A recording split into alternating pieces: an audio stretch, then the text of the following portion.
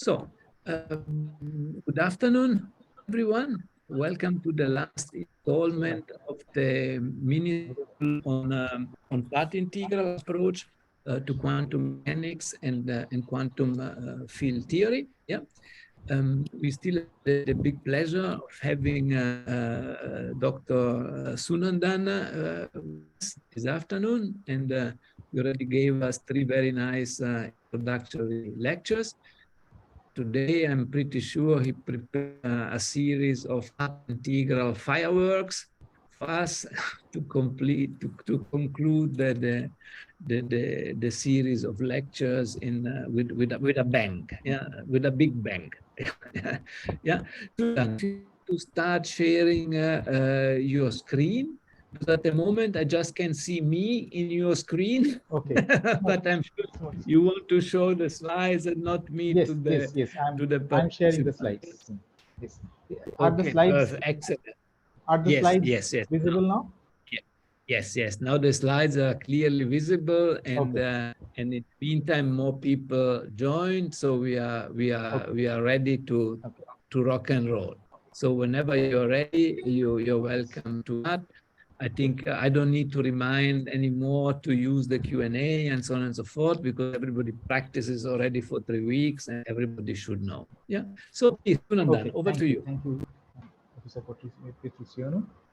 So, uh, so in the last lecture, I've been talking about the functional integration of bosonic variables, and I just want to make a brief recap of what I mentioned in the previous lecture. What we showed, or what we did, was we wrote down the generating functional in the presence of an external source for a real scalar field theory, and the generating functional looks like this. This was the form of the generating functional, and this we wrote down just by generalizing the result that we got from quantum mechanics. So there was a form of the generating functional that I derived in the previous lecture, and from there we just generalize that result in quantum mechanics to write down the generating functional in case of the field theory.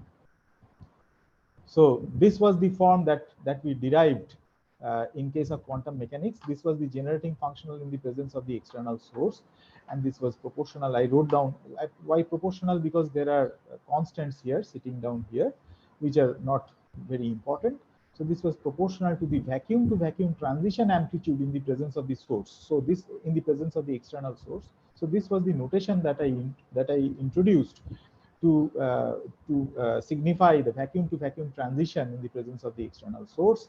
And this was in turn proportional to the following quantity. This was the quantity, and this quantity we know that this is nothing but this particular quantity, this particular overlap in the presence of the external source J is nothing but the path integral over Q.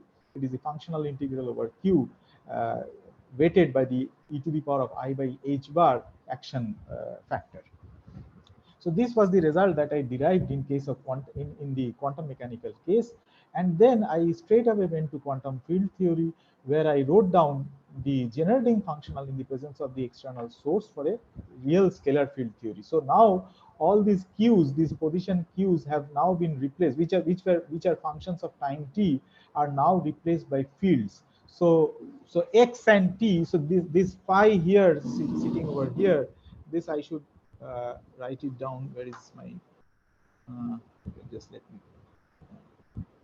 not sure where the cursor is, so let me it's a tricky thing. So this I should just put a x over here. So now you should just remember that and this x is a 4 vector, so this actually, this phi of x, I should clearly mention it. So let me write over here.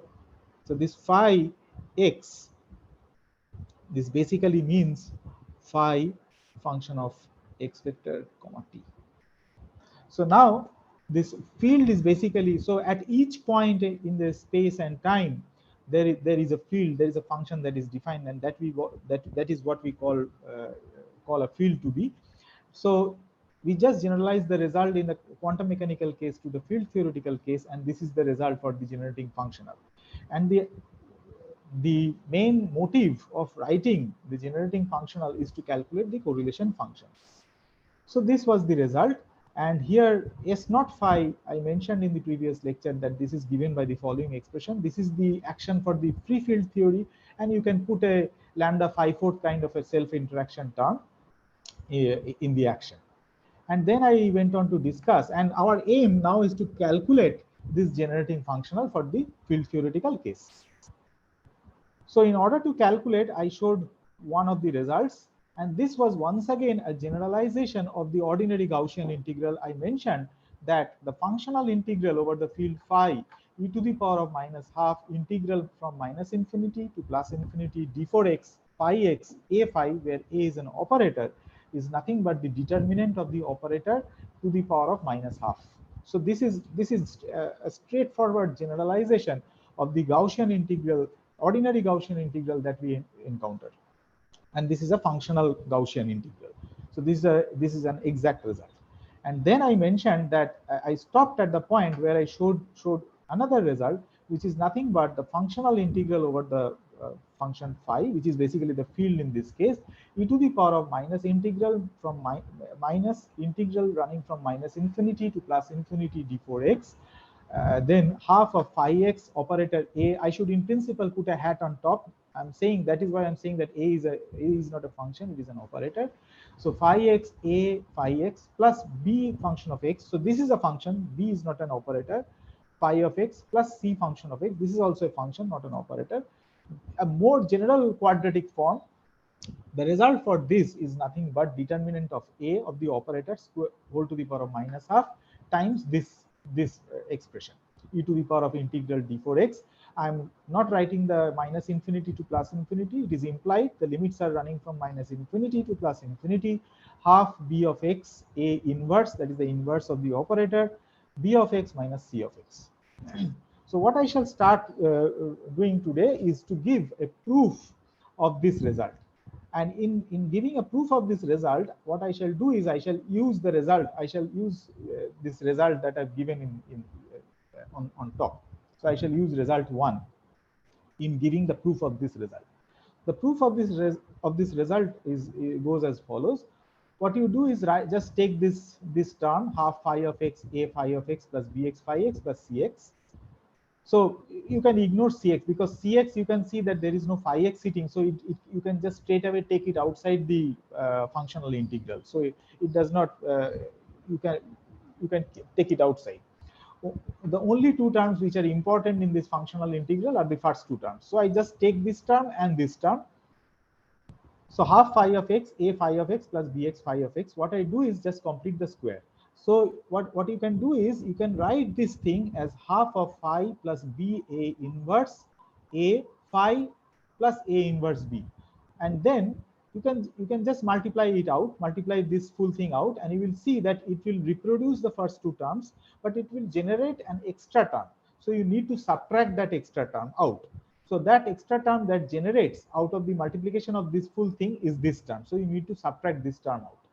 So you can write this term as this term.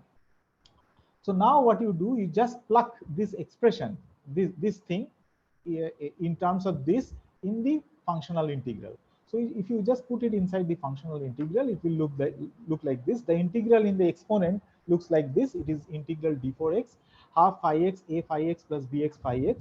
You can write it in this form. So this is the expression that we get. Now you just take it and put it in the functional integral. So integral functional integral over phi x e to the power of minus d4x. This full thing you can write it down as integral, the functional integral over phi x e to the power of minus integral d4x, and then this expression that you have obtained by completing the square, and then the extra term subtracted out, and cx was already there. And therefore now what you can do is you can see that this term that you have is once again independent of the field phi. So it is independent of this functional integration. You can pull this factor and this factor outside the functional integral. So these two factors goes outside the functional integral. So it comes out like this. And then you have a functional integral sitting d phi x e to the power of minus this. So this, when you do this functional integral, now you can see that this is a straightforward Gaussian functional integral, and the result of this functional integral is quite well known, that I have given in the result 1. So you can just put in the result. It will just be the inverse of the determinant of the determinant of this operator whole to the power of -12. So I just write this down as determinant, the result of this functional integral as determinant of a whole to the power of -12. So I've used, now in this step I've used result 1, and this factor was already there. So this is the final result. So this proves this, the result of this functional integral. So we have obtained this, and as I mentioned that in obtaining this result I have used result 1, this one. So since I have the result in hand now I shall apply this particular result to obtain the functional integral for this scalar field theory. Our aim now is to calculate this. And in doing this calculation, what I shall do is I shall ignore this term for the time being. I shall not consider. So let me come here. I shall not take this term. I shall ignore this term. So let me just rub it out. So go here. So let me just ignore this term. So the self interaction term is not there. So that is what I'm doing. So if I leave out the self interaction term, I can just call the generating functional to be Z0 J, because now this generating functional is the generating functional of a free real scalar field theory. It is a free field theory. I'm not considering the 5/4 interaction. So I just label that generating function of the free theory by Z0 J. So our aim now is to calculate Z0 J. And to do that, what I shall do is I shall use the result that I have just now derived. But there is a catch. The catch is the following. If you notice this expression, if you go back to this generating functional Z0 J, and in this generating functional, I just have this term and this term, and this S0 phi does not have this term. But you can see that this form of the generating functional, the right hand side of the function of the functional integral, is not quite of the form that we require. The form that we know is this form. This is the form that we know. It is phi operator and then phi.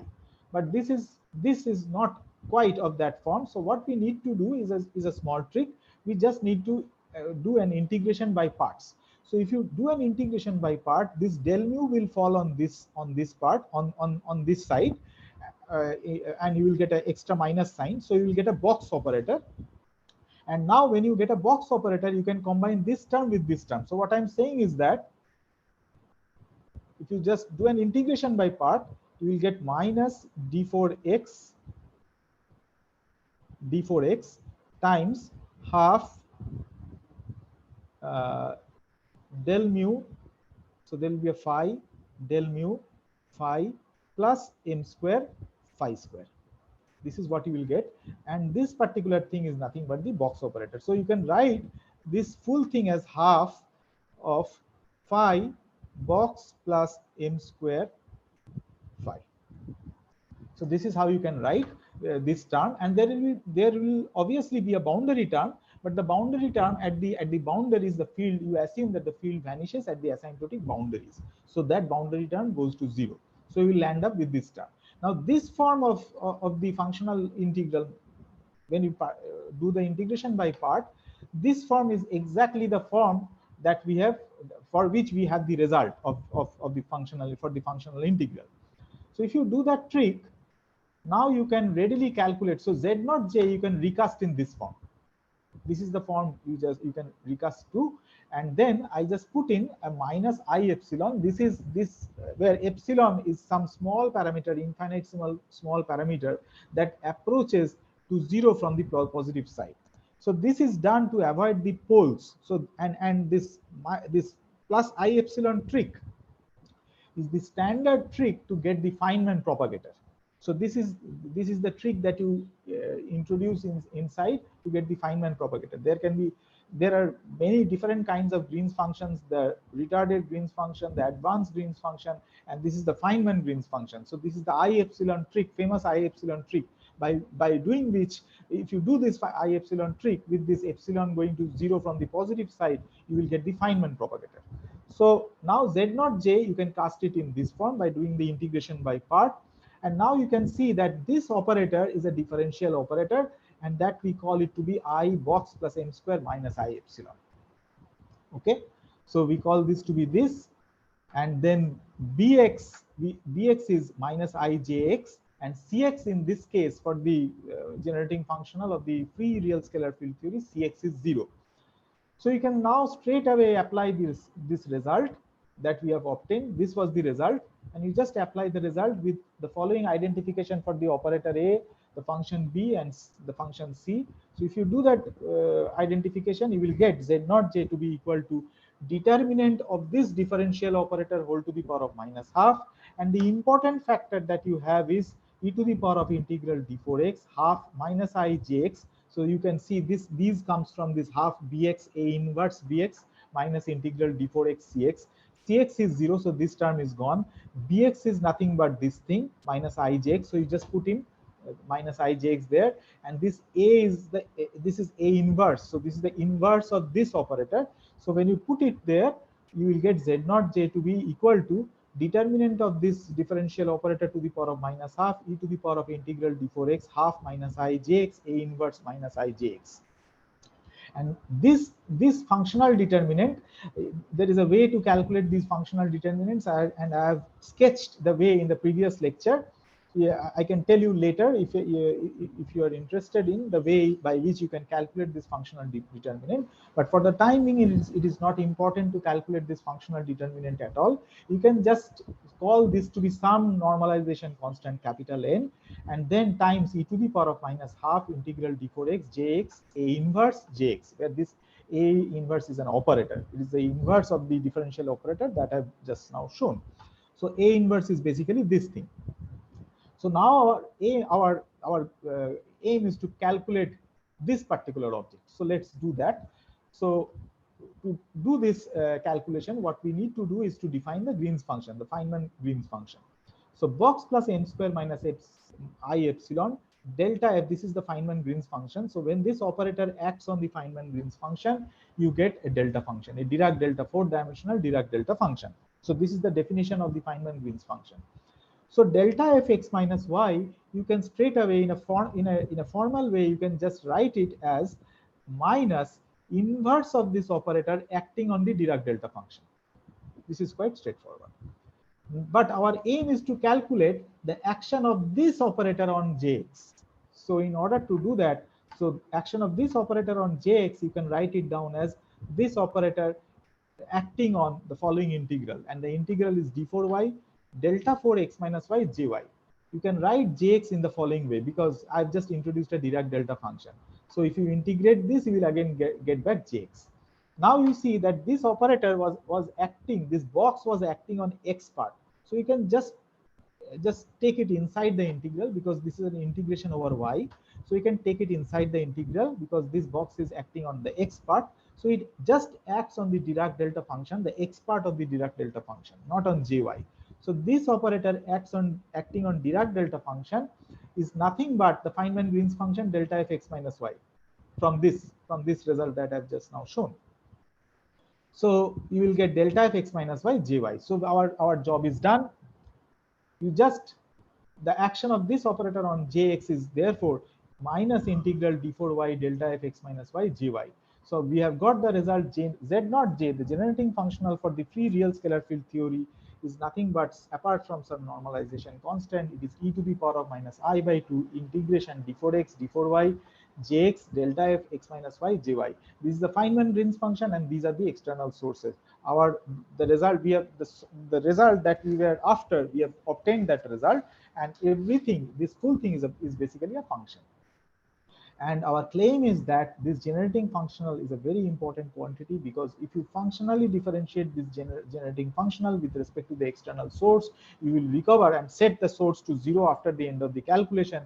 You will recover all the correlation functions. Now what we shall do is we shall put a boundary condition. A boundary condition, you just say that Z0 in the absence of the source, that is the vacuum to vacuum transition amplitude in the absence of the source, is equal to 1. So if you set this, so when you set j is equal to 0 in this result, you see that the exponent, this full thing goes, this thing goes to 0, and therefore it is e to the power of 0, therefore it is equal to 1, and therefore z0 at j is equal to 0 is the normalization constant n itself, but I've set that z0 at j is equal to 0 to be equal to 1, therefore n is equal to 1. Therefore our final result is z0 j is equal to e to the power of minus I by 2 integral d4x d4y jx delta f x minus y jy. So this is a very important result, and let us see, what we shall now do is now compute the correlation functions from this generating functional. In computing the correlation functions, as I have already mentioned, we need to functionally differentiate this generating functional with respect to the external source. And in doing that, we will require a very important result, and the result is as follows: delta jx delta jy, this is a functional differentiation of this external source jx with respect to the external source j at y. This is delta x minus y, and this result follows. I told you that I shall mention the way by which you can actually get this result. It actually straight away follows from the definition of functional differentiation. So we have already learned how to do functional integration. Now we shall learn how to do functional differentiation. So let's just briefly recap what a functional is. So this is what a functional is. F, this is the functional notation. You write f. F is a functional of this small f, of the function small f, and you write this as a square bracket. This is the notation for something to be a functional of some function. And now the definition of the functional derivative of this particular functional capital F in terms of the with respect to the function fx is the following: delta f functional of fy, functionally differentiating with respect to the function f of x, is nothing but limit epsilon goes to 0 f in the square bracket fy plus epsilon delta x minus y minus f fy. So this is once again a generalization of the first principle definition of ordinary differentiation, function differentiation. This is just a generalization of that, the first principle definition in case of functionals. So let me just evaluate an example. Suppose f is a functional of this function, and you write it to be, so you can see that f is a function of, so I give you a function, integrate over y, you will get something which is a functional of this function f. And let me functionally differentiate this particular functional with respect to f of x. So in order to do that, I will just straight away apply the definition. The definition tells us that the functional derivative will be of this form: limit epsilon goes to 0 integral dy fy plus epsilon delta x minus y minus integral dy f of y. So what will happen is this term and this term will cancel, and what will remain is, and there will be, I have missed a 1 by epsilon downstairs. So I should write down a 1 by epsilon downstairs. So this is like the h that you have in case of ordinary first principle definition of ordinary differentiation. So I missed epsilon downstairs. So what will happen is that this term and this term will cancel. This will cancel away, and you will see that epsilon cancels away. So we will just remain with the integral over this Dirac delta function, and the integral over the Dirac delta function is just 1. Let me do a second example, which is the case for functional differentiation of jx with respect to jy. So now if you say fx and fy, I'm functionally differentiating fx with respect to f of y. So this is from the first principle definition, it is 1 by epsilon fx plus epsilon delta x minus y minus f of x. This term, so you can see that here, I'm not sure where the pointer is. Let me just see where the pointer is. This here is a pointer. This and this thing cancels. Epsilon now cancels, and you remain with this Dirac delta function. So that is what I showed just now. I shall use this result to functionally differentiate this generating functional in the presence of the external source, and in order to do that, I shall keep on using this result. So I have now shown you how you get that result from the first principle definition of functional derivatives. So let us now go to the calculation of or functionally differentiate once z0 j with respect to the external source.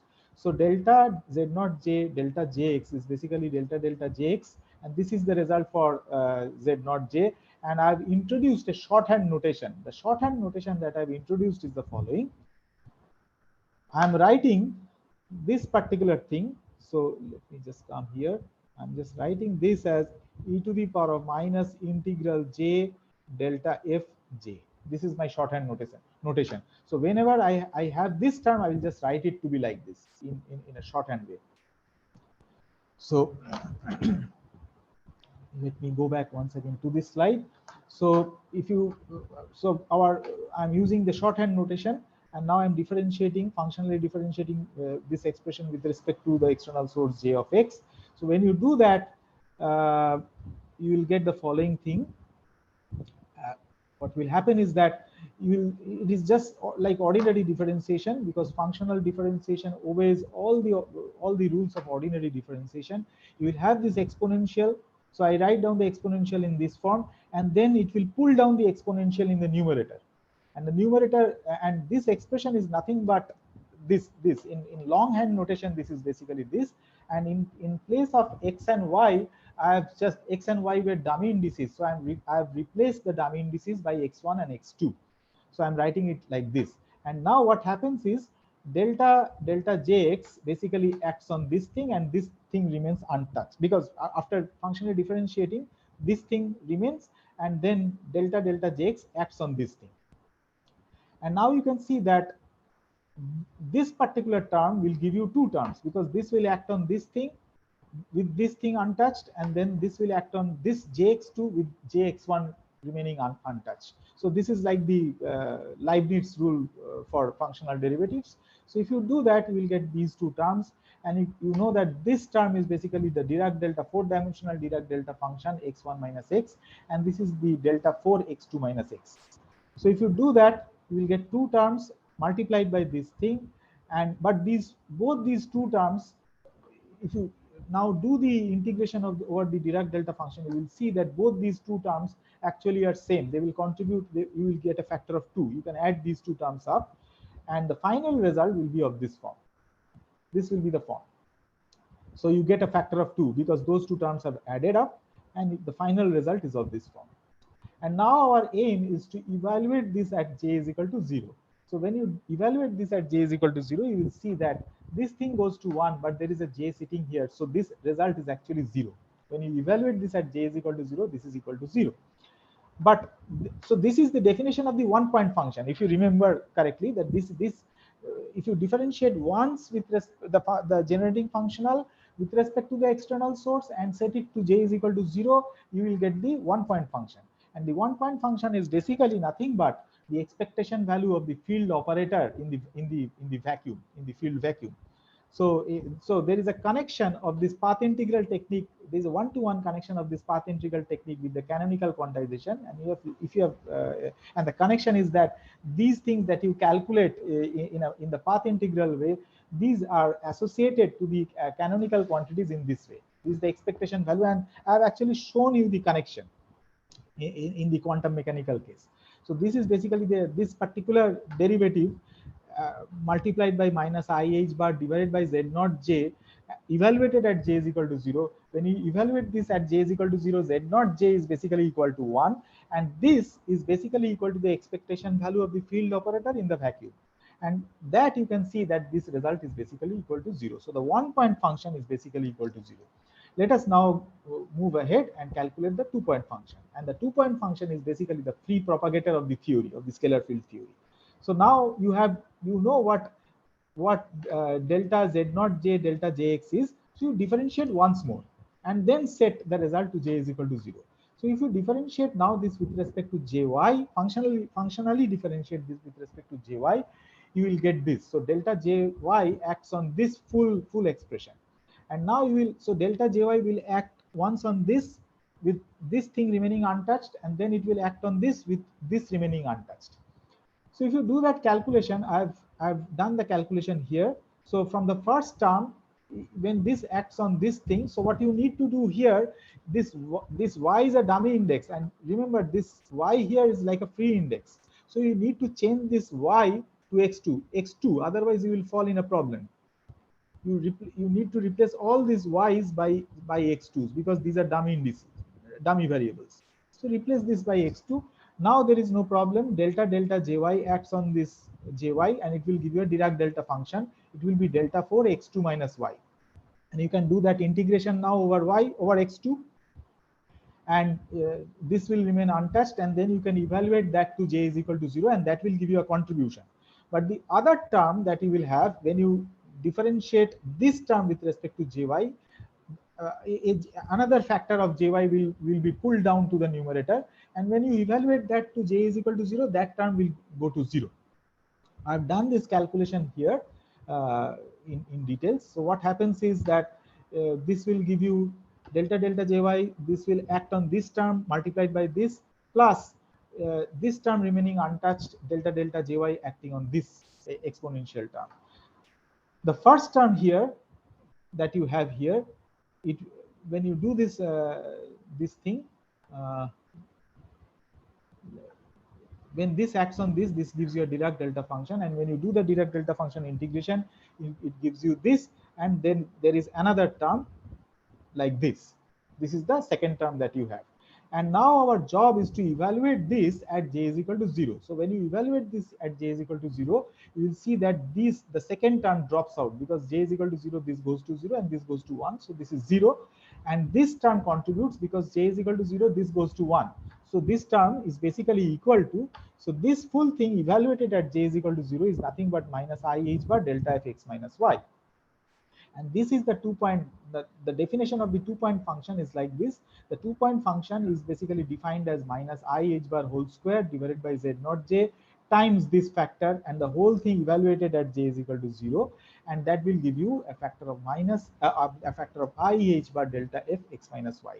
And this full thing we have seen in the quantum mechanical case, that this is nothing but the expectation value of the time ordered product of the there in the quantum mechanical case, it was the time ordered product of the position operators at different times, but now it is the time ordered product of the field operators at different times. So you have x at different space-time points, and this object you are taking a vacuum expectation value of this object. So this 2-point function, which in the canonical case it is the expectation value of the time ordered product of the vacuum expectation value of the field operators, is basically equal to this thing, and that we have computed it to be equal to I h bar, the Feynman propagator, delta f x minus y. This is a very important result, and what you can now do, you can actually derive the Feynman rules, the Feynman rule for the free propagator in the momentum space. That I have not done, but it is actually quite easy to do. What you do is you just take a Fourier transform of this result, and you will land up to the Feynman propagator in the momentum space for the free Feynman propagator in the momentum space for the real scalar field theory. But this is the Feynman propagator in the position space.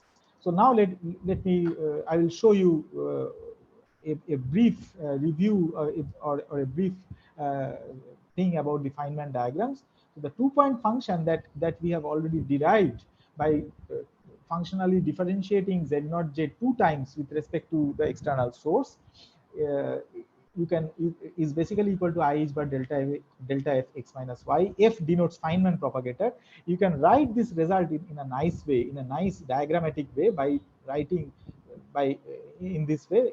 These are 2 points, x1 and x2, and you just join a line in between them. So this is a first introduction to Feynman diagrams. It just tells you how a particle, the quantas of the field propagates from one point to another point. So this is the Feynman propagator. You can go ahead and calculate the 3-point function. The 3-point function is you differentiate this generating functional 3 times with respect to the external source, set the source to be equal to 0. You will get the result to be equal to 0. So the lesson is that all the odd point functions for this particular theory will be 0, and all the even point functions will be non-zero. So you can go ahead and calculate the 4-point function. And if you do the calculation, you can actually write without even doing the calculation, you can actually write the result in a nice diagrammatic way. And you can, and if I ask you to write the result for the 6-point function, 8-point function, it is very straightforward to write the result, at least for the free field theory. And the way you do it is the following way. In terms of Feynman diagrams, you just draw 4 points, x1, x2, x3, x4. join x1 to x2, x3 to x4, and plus you can join, instead of joining x1 with x2, you can join x1 with x3. So this is here the particle propagates from x1 to x3 and x2 to x4, and then x1 to x4, x2 to x3. So I've just drawn it like this, which basically means that these two lines do not cross each other. So these are all disconnected Feynman diagrams. So the 4-point function is basically, so this is the diagrammatic way. So if you do the longhand calculation, what you will get is the following, which you will be able to write in terms of the Feynman diagrams in this way. So this result is nothing but I h bar, the product of these Feynman propagators. So it is I h bar. This particular diagram corresponds to this expression. This particular diagram corresponds to this expression. Then plus this particular diagram corresponds to this. This x2 to x4 corresponds to this, and then x1 to x4 corresponds to this, and x2 to x3 corresponds to this. So you can immediately write down the expression for the 4-point function, and you can write down the expression for the 6-point function, and so on. All the even point functions can be written down. The lesson is, there is a very important lesson here. You can, if you notice carefully now, you will see that all the higher point, even higher point functions from starting from 4, 6, 8, and so on, they are basically all possible combinations of product of 2-point functions. So this is, so all the even endpoint, higher endpoint functions can be written as products of 2-point functions. So it can be written as products of the free propagators. So this is is a very important result in free field theory, and this result is known as Wick's theorem. And this is in the path integral case, it is actually, you can, we have actually derived the Wick's theorem in a very simple way. It is not much of a work.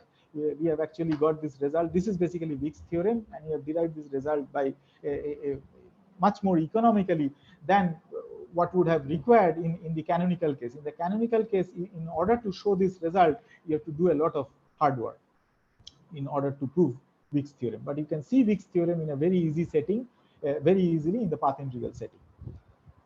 So with this, I shall not discuss the interacting case. I have skipped the interacting case. In case of interaction, as I've showed already, you can put in a lambda phi 4 kind of interaction and go ahead to calculate the 2-point function and so on.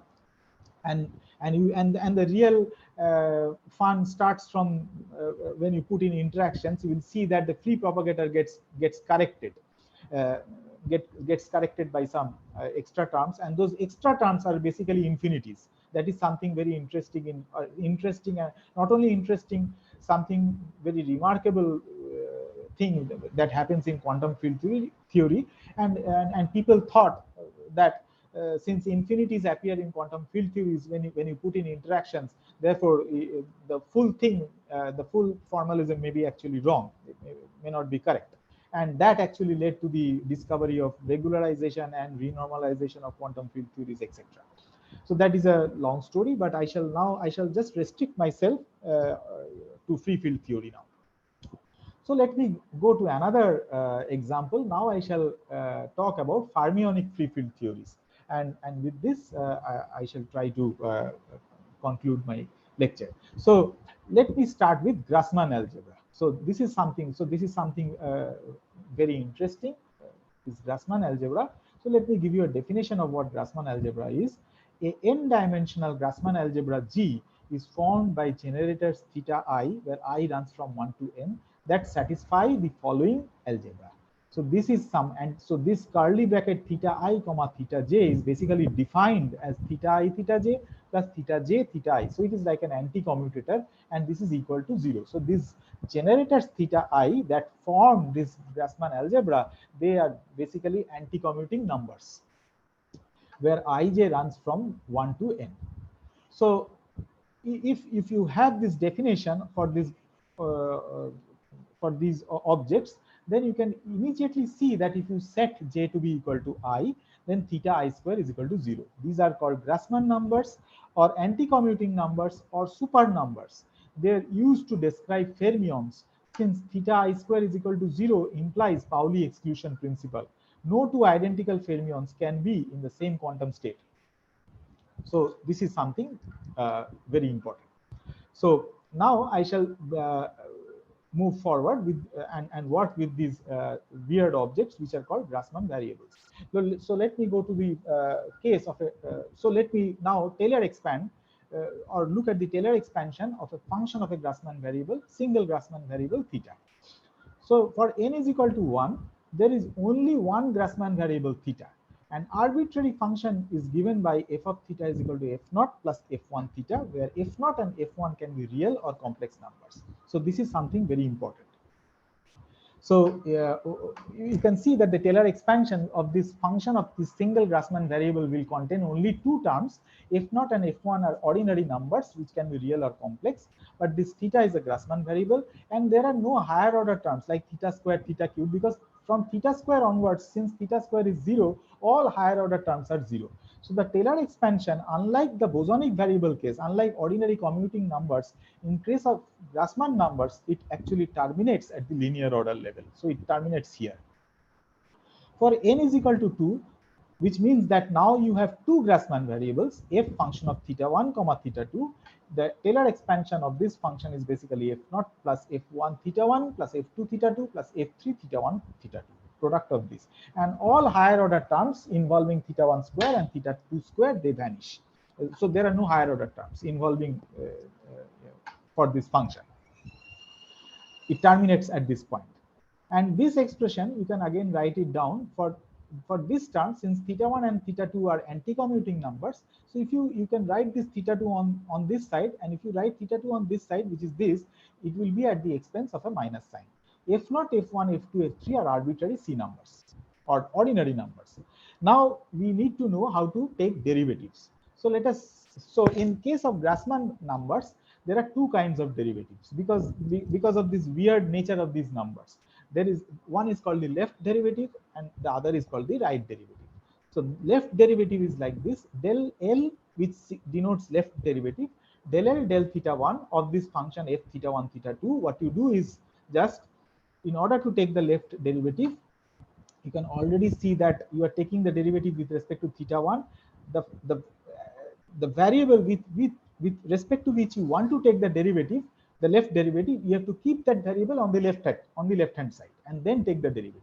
So this term will be 0, like ordinary differentiation. If you differentiate a constant, it will be 0. This term will give you f1. This is theta 2, you are differentiating with respect to theta 1, so this term is 0. And this theta 1 is already sitting on the left hand side of theta 2, and you are taking left derivative, therefore it will just give you f3 theta 2. So left derivative of this is basically f1 plus f3 theta 2. Right, and if you take left derivative, so here also there will be a L here. Let me just write, I've missed this L here. I'm not getting the cursor.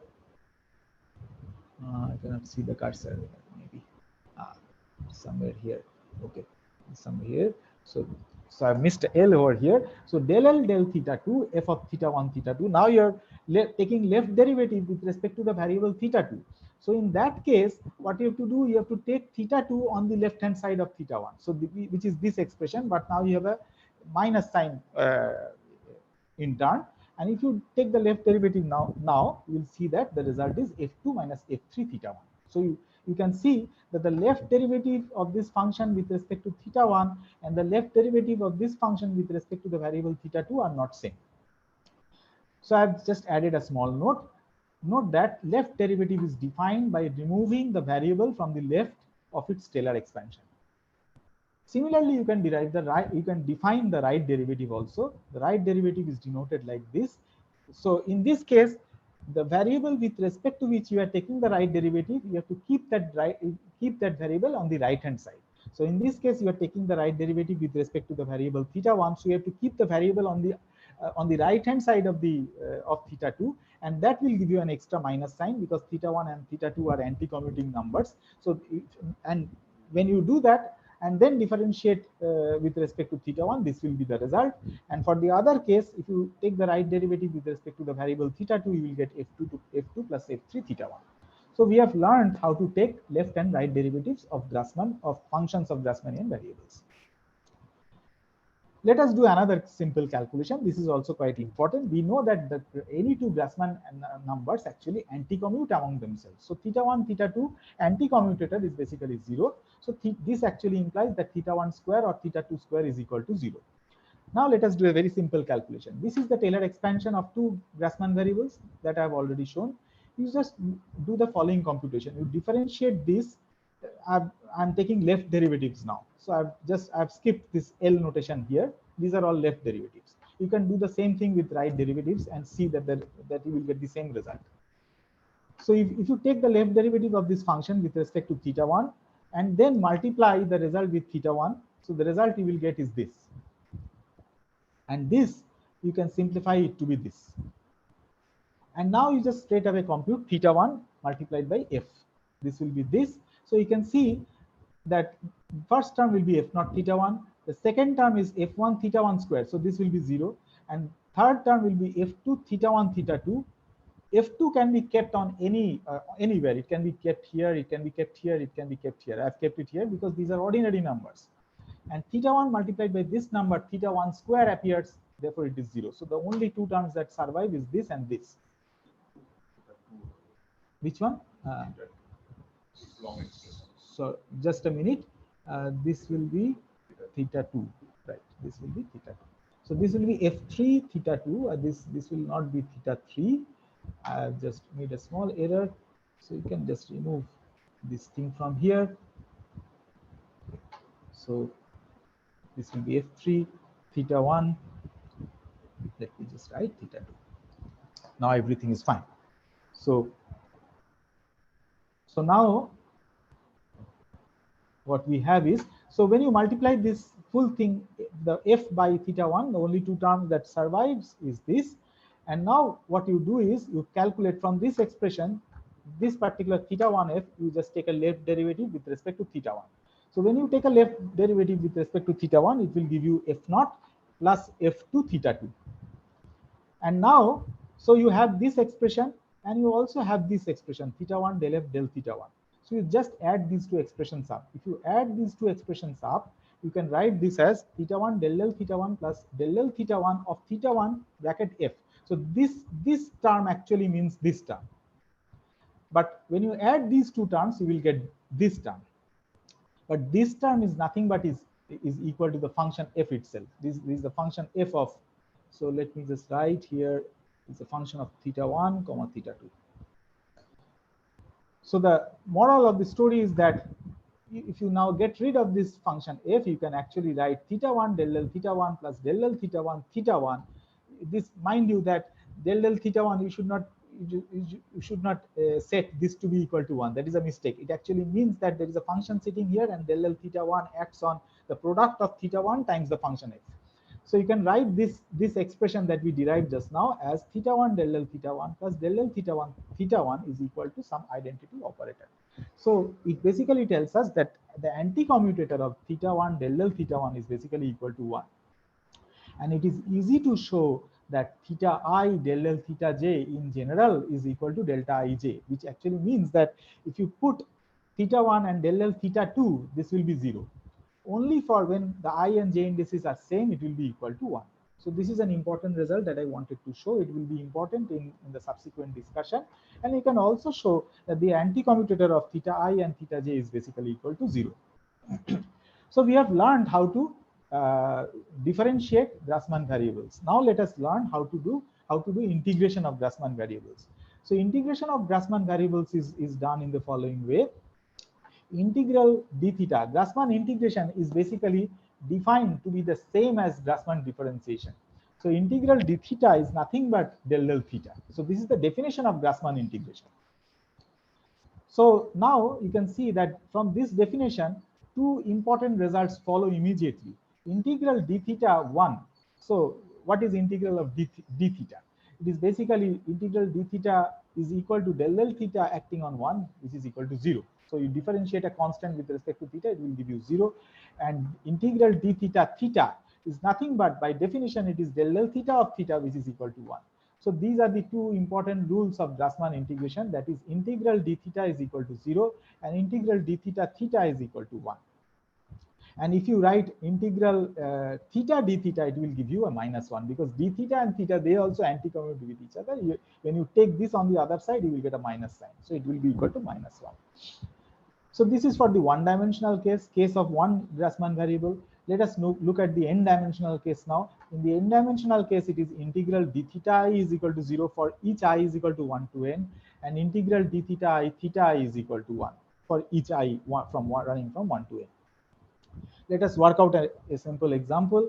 The example is the following: integral d theta 1 f theta 1 theta 2.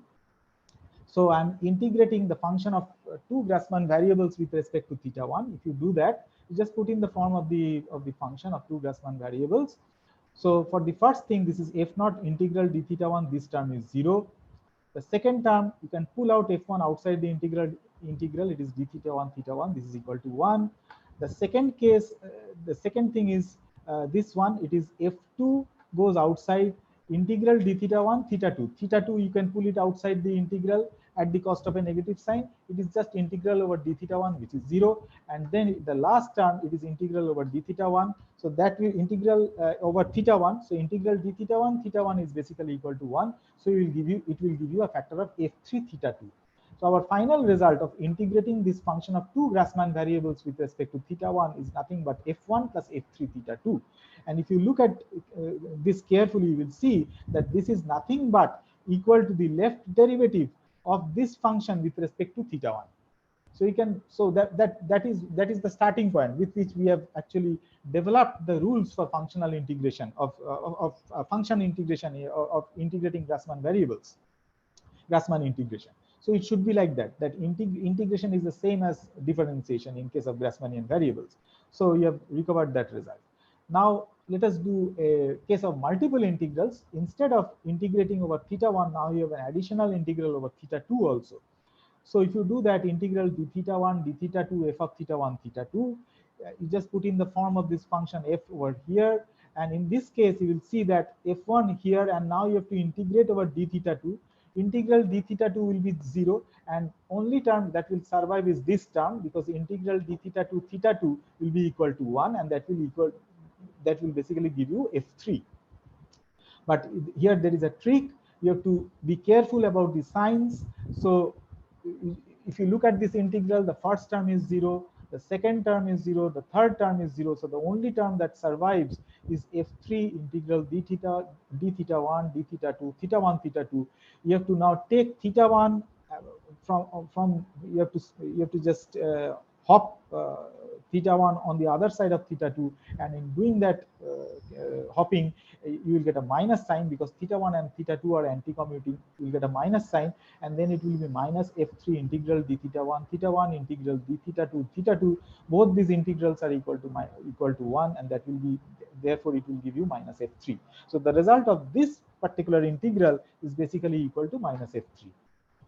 We shall now use these results to do a Gaussian integration over complex Grassmann variables. So let us see how to do that. So let us consider the integral over like this: integral d theta bar d theta e to the power of minus theta bar theta, where theta and theta bar are now independent complex Grassmann variables. So these are not only Grassmann variables, these are complex Grassmann variables. This is something very important. And since they are complex Grassmann variables, therefore theta and its complex conjugate theta bar, they are independent also. And the rules for Grassmann integration are very simple. Integral d theta is 0, integral d theta bar is 0, theta square is 0, theta bar square is 0, integral d theta theta is 1, integral d theta bar theta, that is also equal to 1. So e to the power of minus theta bar theta, you just expand this exponent in a power series, and the series will term at this order, at the theta bar theta order. All the higher order terms will be 0 because of this. So now the integration is quite straightforward. Integral d theta bar d theta e to the power of minus theta bar theta is nothing but, you just put in the expansion of this exponential here. The first term 1, this is basically 0, because this is nothing but integral d theta bar, and it is just integral d theta 1. So integral d theta is already 0. both the integral d theta and d theta bar is 0. So this first term does not contribute. The second term contributes, and the minus sign goes away because you have to pull theta bar on the other side of d theta, and that will give you an extra minus sign, and the minus minus will cancel each other, and it will give you plus. So it will become integral d theta bar integral d theta theta, and that will be equal to 1. So the result of this integration is basically equal to 1. So this is like a Gaussian, Grassmannian Gaussian integration. And that is a very simple result. It is equal to 1. Let us now look at the two-dimensional case. The two-dimensional case, so once again, these are complex Grassmann variables, and now that in the two-dimensional case, you write theta as a matrix, as a column vector with theta 1, theta 2, and theta bar is theta 1 bar, theta 2 bar. So this is a row vector. And in this case, e to the power of minus theta bar theta is basically e to the power of minus theta 1 bar theta 2 row vector times the column vector theta 1, theta 2. If you just multiply this out, you will get this. And now this exponential, you can just expand it. If you expand it, you will get these two terms, these three terms. So now there will be this term, all the higher order terms will vanish. The series will terminate at this order because of the fact that theta 1 square is 0 and theta 1 bar square is also equal to 0. And therefore, this is equal to 1 minus this term, the first term here. And if you multiply this term out, the only term that will survive is this term. Once again, you use the fact that theta 1 square and theta 1 bar square is 0. And now you just put in this expression in this integral d theta bar d theta e to the power of minus theta bar theta. You just put e to the power of minus theta bar theta in like this, in this form. If you put it in this form, do the integration, the result will be equal to 1. So in the two-dimensional case, the result is equal to 1. Now we shall do something very important, and this is a very important trick that we need to do. You will understand why we are learning to do these kind of integrations, and there is a very nice history also going back to Grassmann variables. So if you want, I can tell you in the question hour session about the history. Now we make a change of variables in this way.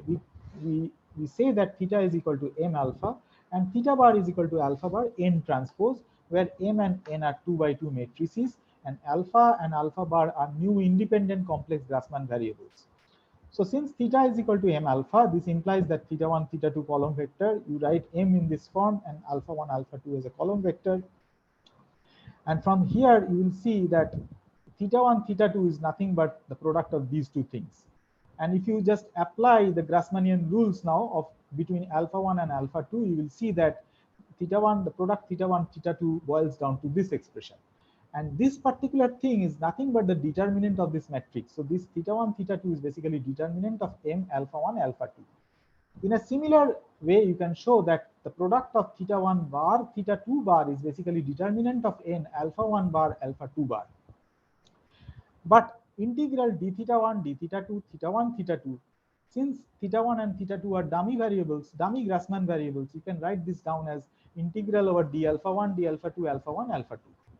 But theta 1, theta 2, you can write it as determinant of m alpha 1, alpha 2. So this result actually implies that integration d theta 1, d theta 2, determinant m alpha 1, alpha 2 is equal to integral d alpha 1, d alpha 2, alpha 1, alpha 2. If you now compare these two integrals, you will see immediately that you have alpha 1, alpha 2 here, you have alpha 1, alpha 2 on the right hand side also, and therefore this immediately tells you that d theta 1, d theta 2 is equal to 1 by determinant of the matrix M, d alpha 1, d alpha 2. So the measure between the Grassmann variables due to the change of this, due to the variable change that I've made, is basically related in this way. And in a similar way, you can also show that d theta 1 bar, d theta 2 bar is basically 1 by determinant n, d alpha 1 bar, d alpha 2 bar. Now let us write alpha 1 and alpha 2 as alpha as a single two-dimensional complex Grassmann variable. Alpha is equal to alpha 1, alpha 2. Alpha bar is therefore alpha 1 bar, alpha 2 bar. And d theta bar, d theta by definition is nothing but d theta 1 bar, d theta 1, d theta 2 bar, d theta 2. And now what you can do is you can take this d theta 2 on this side. You can take this on this side, and if you do that, you will get this expression apart from a minus sign. So what you have is minus d theta 1 bar, d theta 2 bar, d theta 1, d theta 2. But now you have expressions for d theta 1, d theta 2 and d theta 1 bar, d theta 2 bar. And d theta 1, d theta 2 is basically 1 by determinant m d alpha 1, d alpha 2. And similarly, you have an expression in terms of the determinant of the matrix M. So d theta bar d theta is basically equal to this once again, and this you can write as 1 by determinant of product of Mn, these two matrices, because determinant A into determinant B is basically determinant of AB for finite dimensional matrices. And you can again get rid of this minus sign by taking this d alpha 2 bar on the other side of d alpha 1, and you will get this expression. And therefore this by definition is d alpha bar d alpha. So what we have proved is d theta bar d theta is basically the inverse of the determinant of the product of the matrices nm times d alpha bar d alpha. Now we have already proved that integral d theta bar d theta for the two-dimensional case, we have just now proved that integral d theta bar d theta e to the power of minus theta bar theta is equal to 1. That we have just now proved. But now we write this expression in terms like this. We want to replace d theta bar d theta in terms of these alpha alpha bar variables. So d theta bar d theta becomes determinant of nm whole inverse times d alpha bar d alpha, and theta is basically m alpha and theta bar is basically alpha bar n transpose. So now I have written this full integral on the right hand side in terms of alphas, and this determinant I can pull it outside, and therefore what I get is determinant nm whole inverse integral d alpha e to the power of minus alpha bar n transpose m alpha, that is equal to 1. Integral over that is equal to 1.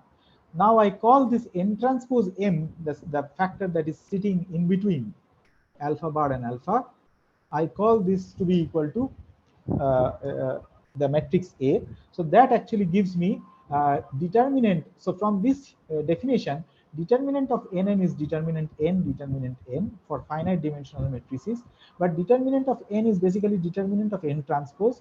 Therefore, this is basically determinant of n transpose n, and that is equal to determinant of A.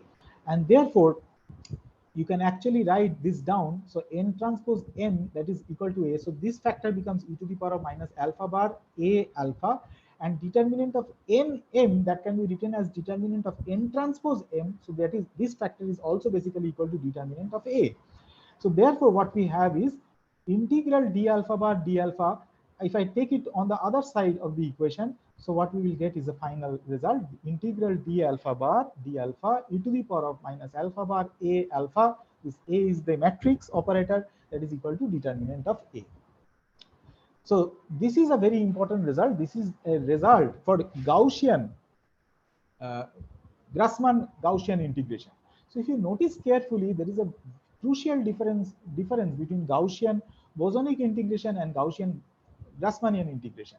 For the bosonic case, for the same kind of a for the same kind of an integration, what you had was that the determinant was in the denominator, and there was a square root in the denominator. It was the determinant of this operator was in the denominator, and there was a square root of that determinant. But in the Grassmannian case, the determinant is in the numerator, and this is a crucial difference between fermions and bosons. If you now just generalize this result in the infinite dimensional case, so the infinite dimensional generalization of this result actually gives the following functional integral. Integral over functional integral, this is d alpha bar d alpha e to the power of minus integral d4x d4y. You just generalize this result. Alpha bar x a alpha y is basically equal to determinant of this operator A. This is the fermionic functional integral. Why is this integral important, or why is this Grassmannian formalism that I have just shown to you is important? This is important because of the simple reason that we want to write down the generating functional for free Dirac field theory. And the generating functional for free Dirac field theory can be written in this form. It is Z0 eta bar. These are the external sources, and these are Grassmann variables, can be written in terms as a functional integral over psi and psi bar. This is the Dirac field. This is the conjugate of the adjoint of the Dirac field, and it is e to the power of I by h bar the action integral d4x I bar x I del slash minus m. This is the Feynman operator. This del slash is basically gamma mu del mu psi x. plus eta bar x psi x plus psi bar x eta x. So this is how you can actually write down the generating functional of a free Dirac field theory.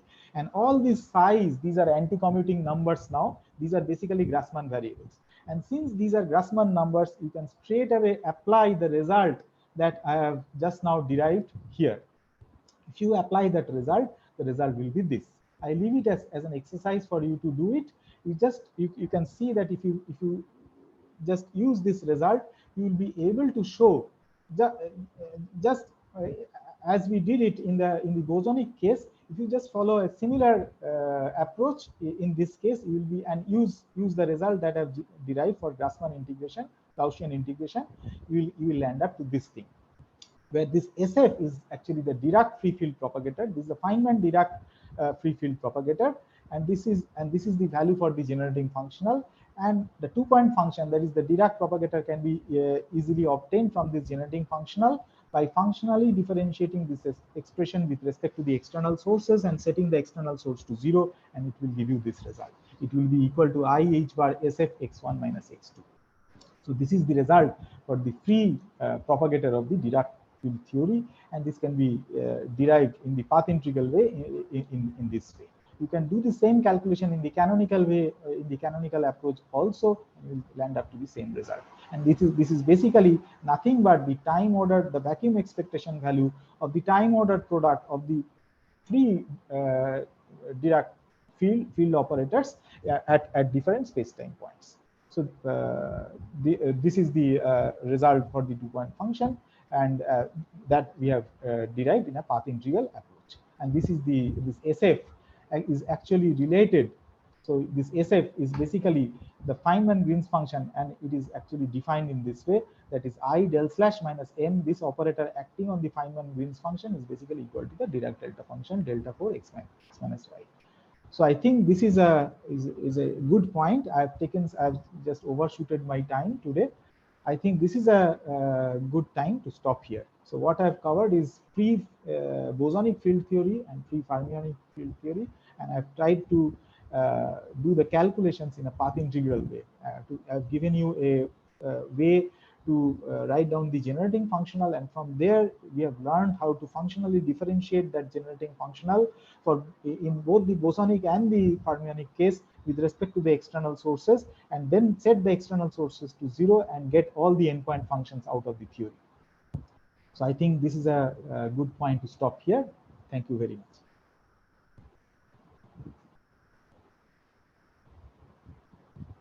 Can you hear me? Yes, sorry. Yes. I didn't find the unmute button. Okay. Yeah. Okay. I think I'll stop here now. No, thank you very much. Thank you for another excellent presentation.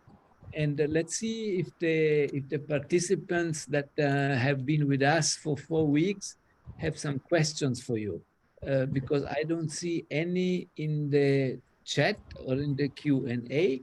But as I said, you're welcome to raise your virtual hand and ask the question in person, please. I think today's lecture was a little bit heavy because I wanted to discuss the whole of but we will post the lecture notes on the website, and sure.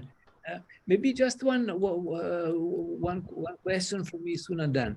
Yes. Can you recommend the participants some textbook, some reference literature that in case? Yes.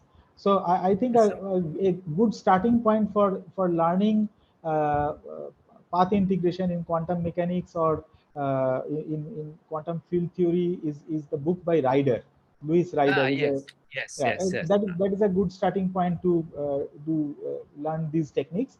And then at an advanced level, I think the book by Steven Weinberg, volume 2, I think that discusses the techniques, the things in the path integral formalism, at least for quantum field theory.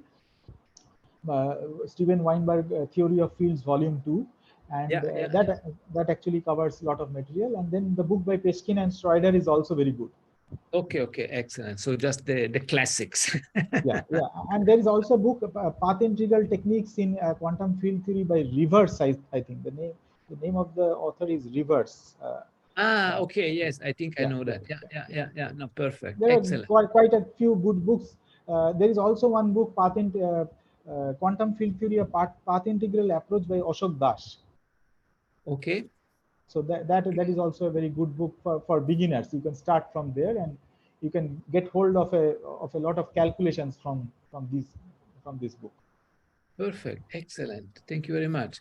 And here comes a question. Here we go. Hector, please, you're most than welcome to ask your question. Can you hear me? Yes, Yes, I can please. hear you. I just wanted to know with the, I think it was the with the bosonic Yes. quantum field theory, there was that factor n, which you set to comfortably set to 1, but remember Yes. n was actually a determinant of the operator, a, Yes. in the exponent. Yes. When we set that term, that factor to 1, don't we lose any generality? Okay, let me go to the slide.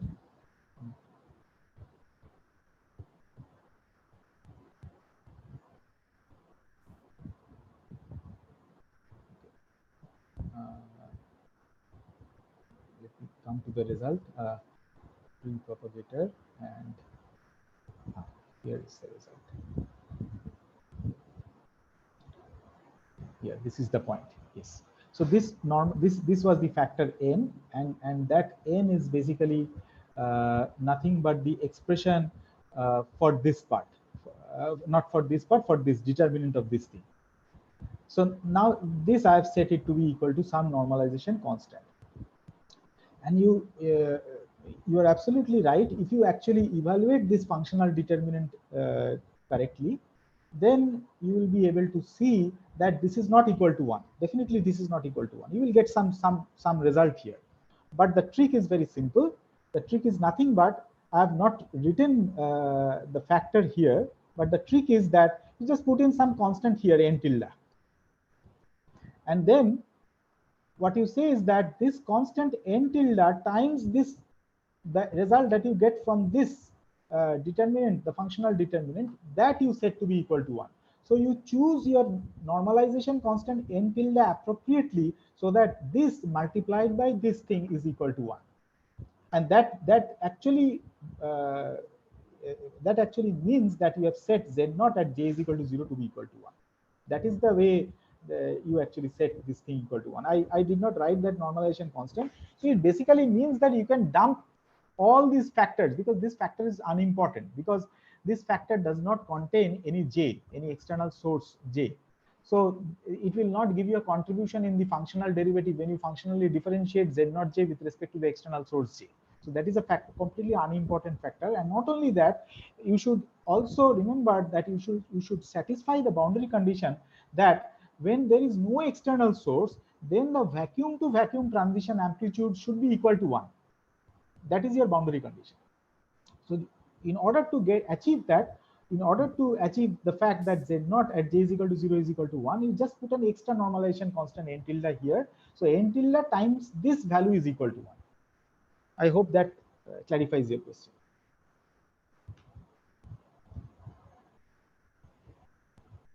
Excellent. I think Hector seems to be happy, or at least someone Yes. is showing thumbs up.